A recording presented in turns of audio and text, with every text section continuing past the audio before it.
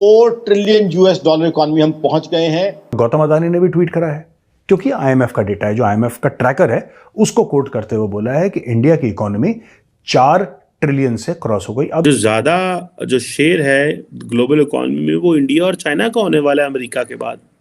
बाकी सारे तो पीछे आ जाएंगे, यूरोप इनकी तो गेम ही खत्म हो रही है। इंडिया की तरक्की का राज क्या है? इतनी तेजी से इंडिया की इकोनॉमी ग्रो कर रही है, समझते बालातर है। मैं तो कहता हूँ कि इंडिया हमें एक झटके में खरीद ले, हम लोग ऐसे हैं। इतना बड़ा इवेंट उन्होंने ऑर्गेनाइज किया वर्ल्ड कप का, और उसकी भी बड़ी डिटेल्स आई हैं कि कितना पैसा उससे भी बना है उनके यहाँ कई चीजों में, जो वर्ल्ड कप क्रिकेट से। और हमारे तो कभी ऐसा इवेंट हो नहीं सकता। 75 साल 50 अब देखें हमारे साथ वाले मुल्क किधर चले गए हैं। आप तो हिंदुस्तान के साथ कंपैरिजन करते भी शर्म नहीं कर सकते। कुछ बिलियंस का गैप रह गया है भारत की इकोनॉमी और जापान की इकोनॉमी के बीच में, और फिर और कम गैप रह गया है भारत की इकोनॉमी और जर्मनी की इकोनॉमी में। हिंदुस्तान को अब वक्त नहीं लगेगा थर्ड बिगेस्ट इकोनॉमी बनने में, बिकॉज जो फोर्थ और थर्ड बिगेस्ट इकोनॉमी है हमसे ज्यादा दूर नहीं है। इसी तरह इकोनॉमिक ग्रोथ इंडिया की रहेगी तो 2050 में इंडिया की इकोनॉमी पाकिस्तान से 40 गुना बड़ी होगी। $200 अरब की इंडिया और अमेरिका की ट्रेड है, तो वो क्यों ना इस एंगल से सोचे इंडिया के बारे में।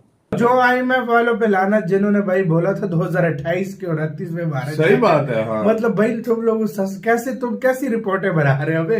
मतलब इनकी रिपोर्टें मुझे समझ नहीं आ रही। ये औपचारिक रूप से नहीं आई, फॉर्मल रूप से नहीं आई, फाइनेंस मिनिस्ट्री से नहीं आई, लेकिन ये खबर आई है और गौतम अदानी ने भी ट्वीट करा है, क्योंकि आईएमएफ का डेटा है, जो आईएमएफ का ट्रैकर है, उसको कोट करते हुए बोला है कि इंडिया की इकोनॉमी 4 ट्रिलियन से क्रॉस हो गई। अब ये बहुत कम गैप रह गया है, कुछ बिलियंस का गैप रह गया है भारत की इकोनॉमी और जापान की इकोनॉमी के बीच में, और फिर और कम गैप रह गया है भारत की इकोनॉमी और जर्मनी की इकोनॉमी में।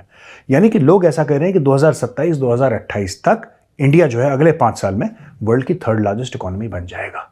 अभी औपचारिक रूप से किसी ने, मोदी जी ने भी ट्वीट नहीं करा शायद, और निर्मला सीतारमण जी उन्होंने ट्वीट नहीं करा, किसी ने इसके बारे में ट्वीट नहीं करा, लेकिन गौतम अदानी ने ट्वीट करा है, देवेंद्र फडणवीस जी हैं उन्होंने ट्वीट करा, और 1-2 और मंत्रियों ने ट्वीट करा है। लेकिन ये डेटा जेन्युइन है क्योंकि आईएमएफ का डेटा है, राइट। लेकिन मुझे ऐसा लगता है कि अपना ड्यू डिलिजेंस करके 3-4-5 दिन, 1 हफ्ता लेगी फाइनेंस मिनिस्ट्री, फिर उसके बाद जब फाइनेंस मिनिस्ट्री ओके करेगी कि हाँ साहब हम लोग श्योर हैं, हम लोग इस मामले में बिल्कुल पक्के हैं, तब जाके, क्योंकि हमारे यहाँ ऐसी होता है कि we are very conservative in that sense, और होना भी चाहिए। सर, एक तरफ हम अगर इकोनॉमी की बात करें तो हम देखते हैं कि इंडिया की जो है वो $4 ट्रिलियन तक पहुंच गई है, जो आज एक न्यूज आई है। और हमारे यहाँ जो है वो महंगाई 42% तक पहुंच गई है, और साथ ही हमारे यहाँ कहा जा रहा है कि इस प्रोग्राम के, जो आईएमएफ के प्रोग्राम में है, इसके बाद एक और प्रोग्राम में जाने की फुल तैयारी है। क्या करेंगे ये लोग?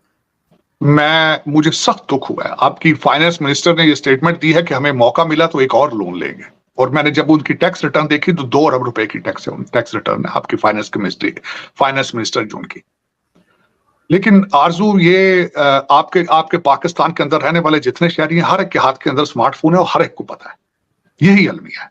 बेचारे कर कुछ नहीं सकते, वोट डालते किसी को है, जाते किसी को है। जय हिंद दोस्तों। तो जैसा कि 4 ट्रिलियन की अर्थव्यवस्था भारत की, मतलब 4 ट्रिलियन से ऊपर हो चुके हैं, क्रॉस कर चुके हैं हम, और ये बहुत बड़ा अचीवमेंट है हमारे लिए, जिसकी कल्पना 2014 से पहले कर पाना तो संभव नहीं था।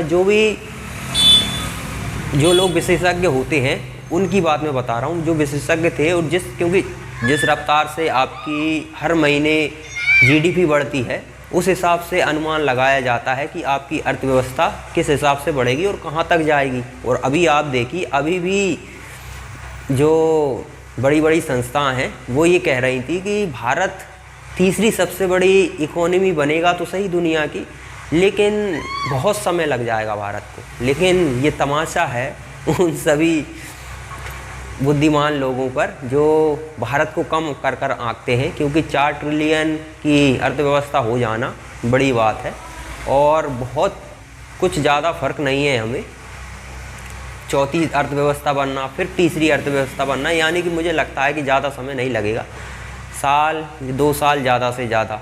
वैसे तो 2028 का टारगेट मोदी गवर्नमेंट ने रखा है, और मैं मानता हूँ कि जब टारगेट रखा है तो बहुत कुछ सोच समझ कर रखा होगा, और उससे पहले भी हम अचीव कर सकते हैं। और इस हिसाब से हम बढ़ रहे हैं, उस हिसाब से तो हमें ज़्यादा समय नहीं लगने वाला, क्योंकि जो देश हमसे आगे हैं उनकी रफ्तार माइनस में तक चली जाती है, जो अर्थव्यवस्था की रफ्तार है। और जो पहले रहा करती थी वो अब उनकी नहीं है।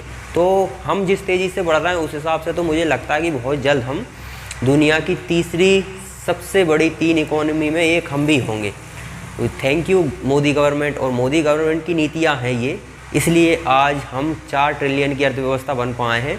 क्योंकि जब आपके देश की सरकार निष्पक्ष होकर और कह सकते हैं कि बिना अपना हित देखे देश का हित देखते हुए काम करती हैं तो ऐसा ही होता है। जब आपकी गवर्नमेंट देश का हित देखती है तो स्वाभाविक है आपके देश के जो आम नागरिक हैं वो भी फिर हित देखते हैं। अब जैसे प्रधानमंत्री ही लुटेरा हो तो जब देश को पता है कि वो लूट रहा है तो पब्लिक सोचती है कि यार हम ईमानदार बन के क्या करेंगे, जब हमारा लीडर ही लूट रहा है तो हम भी लूटेंगे। तो इस तरह से भ्रष्टाचार काफ़ी तेज़ी से बढ़ता है। भारत में अभी भी भ्रष्टाचार बहुत है, ऐसा नहीं है कि भ्रष्टाचार नहीं है, काफ़ी भ्रष्टाचार है और इसे कंट्रोल करने में समय लगेगा। क्योंकि कुछ बीमारियां होती हैं जिनका ऑपरेशन करना ज़रूरी होता है, तो ये बड़ी बीमारी है। आप कानून बना सकते हैं लेकिन भ्रष्टाचार करने वाले हर जगह लूप होल्स निकाल ही लेते हैं। तो भ्रष्टाचार कम करने के लिए आपको बहुत कार्य करने की ज़रूरत पड़ेगी। तो मोदी गवर्नमेंट, और मेरी उम्मीद है कि वो कर भी रही है, क्योंकि हम काफ़ी पहले के मुकाबले 2014 से पहले जो स्थिति भ्रष्टाचार में हुआ करती थी उससे काफ़ी आगे निकल आए हैं। यानी कि अब भ्रष्टाचार काफ़ी हद तक कम हुआ है और इसमें ना कि गवर्नमेंट ना कि देश के लोगों ने भी इसमें भरपूर साथ दिया है। क्योंकि जब आपका लीडर ईमानदार होता है तो स्वाभाविक है आपको भी लगता है कि नहीं देश के लिए कुछ करना चाहिए, और वही हम लोग कर रहे हैं।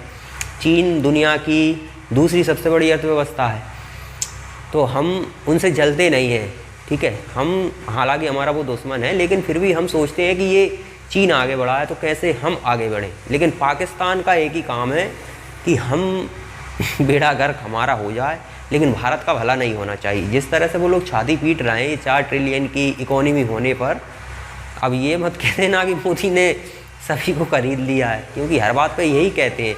अब इनमें अगर पाकिस्तान की पब्लिक में इतनी अकल होती तो वो ये बात बताते कि भारत आज कहाँ है और हमें तुमने आज कहाँ लाकर खड़ा कर दिया है। और अकल होती तो ये खुद ही समझ जाते कि हमें जो पढ़ाया जा रहा है वहीं पर मिस्टेक है। यदि आपको साइंस नहीं पढ़ाई जाएगी तो स्वाभाविक है आपका देश कभी तरक्की नहीं कर सकता, क्योंकि इन्वेंशन बहुत ज़रूरी होता है, स्किल्स बहुत ज़रूरी होती हैं जब आपकी अर्थव्यवस्था एक मजबूत हो पायदान पर पहुंचती है। अब जैसे कि आपको लगता है कि हम भारत को जंग में हरा सकते हैं, दुनिया को हरा सकते हो, वैसे तो आप, क्योंकि आपके पास जज्बा है। अब आपको ये पता नहीं है कि जज्बे से कुछ नहीं होता है, ठीक है। युद्ध होता है ना तो एक दिन में कई करोड़, यानी कि आप कह सकते हो 100 करोड़ 150 करोड़ रोज़ाना के खर्च होते हैं। युद्ध होता है ना जब 7-7 8-8 करोड़ की एक मिसाइल होती है। बॉम्बर जो 1000 किलो के बॉम्ब होते हैं वो 50 रुपये का नहीं आता, ठीक है, लाखों में इनकी कीमत बैठ जाती है। एयर डिफेंस सिस्टम जब आपके होते हैं और सामने से आ रहा है ड्रोन की कीमत है 5-6 लाख रुपए, और जो एयर डिफेंस सिस्टम हमने लगा रखा है उसमें जो मिसाइल है वो उसकी कीमत पहुंच जाती है 25 से 30 लाख। उस एक ड्रोन को 5 लाख के ड्रोन को मारने के लिए आपको ना चाहते हुए भी 25 से 30 लाख रुपए की मिसाइल छोड़नी पड़ती है, क्योंकि देश को सुरक्षित रखने के लिए मजबूरी होती है। तो ये इनको पता नहीं है, जिसके खाने के वांदे हैं वो लड़ता नहीं है। अब स्वाभाविक है, मैं आपको उदाहरण दूं, जैसे कि आप इंडिया में देख लीजिए, गरीब आदमी किसी से उलझना नहीं चाहता। क्यों नहीं चाहता? क्योंकि अभी केसबाजी में वो जाएगा तो वकील, पुलिस वाले और वकील जिस तरह से उसे लोचते हैं धन के मामले में, उस बेचारे के पास पैसा है नहीं तो उसकी सुनवाई होना मुश्किल हो जाता है। अब आपके पास यदि पैसा है तो आप सुप्रीम कोर्ट का वकील खड़ा कर सकते हैं, 2 मिनट लगेंगे आपको जमानत लेने में। ये सच्चाई है, ये तो माननी पड़ेगी। अब आपको अच्छा लगे बुरा लगे इससे मतलब नहीं है, लेकिन आपके पास पैसा है तो आप बड़े से बड़ा वकील करेंगे, जल्दी से जल्दी जमानत ले लेंगे। और यदि आपके पास पैसा नहीं है ना तो जमानत तो छोड़िए, आप कई सालों बाद जेल से बाहर आ जाएं, यही वही बहुत बड़ी बात है। तो पाकिस्तानियों को समझना चाहिए कि दुनिया पैसे से चलती है, जज्बे से, गजबा हिंद के सपने देखने से, ये जिहाद करने से कुछ नहीं होगा। इससे सिर्फ भीख ही मांगोगे, जो कि अभी मांग ही रहे हो। भारत कहाँ जा रहा है ये देखने की क्षमता डेवलप करनी पड़ेगी तुम्हें। तुम डेवलप करोगे तो तभी हो सकता है। स्वाभाविक है, अगर भारत आपका दुश्मन है, भारत को आपको हराना है तो पहले खुद को जिताओ ना। अपने देश के लोगों को देखो कि वो खा पा रहे हैं या नहीं खा पा रहा है। आटे के लिए जो व्यक्ति आटे के लिए लड़ रहा है वो उसका दिमाग कहाँ चलने वाला है। जिसका पेट भरा होता है वही इन्वेंशन कर सकता है, वही आपके लिए, आपकी देश की इकोनॉमी के लिए योगदान दे सकता है। जिसका पेट ही खाली हो वो क्या योगदान देगा। तो पाकिस्तानी भले जलते रहें, लेकिन कॉन्ग्रेचुलेसन सभी भारतवासियों को।